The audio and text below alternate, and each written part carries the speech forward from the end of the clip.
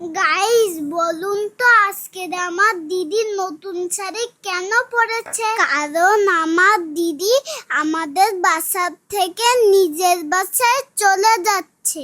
আমার দিদি বাসায় যাওয়ার আগে আমাকে স্কুলে দিতে যাচ্ছে। জানো বন্ধুরা, আজকে আমার খুব মন খারাপ, কারণ আমার দিদি বাড়ি চলে যাচ্ছে। জানো বন্ধুরা, আমার দিদির সাথে আমার খেলা করতে, বেরু করতে, স্কুলে যেতে খুব ভালো লাগে। বন্ধুরা, আজকে আমার পরীক্ষা। আমার মা পিছনে দাঁড়িয়ে আছে, আমি মাকে টাটা দিচ্ছি। আমার মাও আমাকে টাটা দিচ্ছে। দিদিকে বললাম কয়দিন থেকে যেতে, দিদি কিছুতেই থাকলো না। দিদির সাথে স্কুলে গেলে আমাকে অনেক খাবার কিনে দেয়। গাইস, আজকেরা এই পর্যন্ত। Tata, bye bye.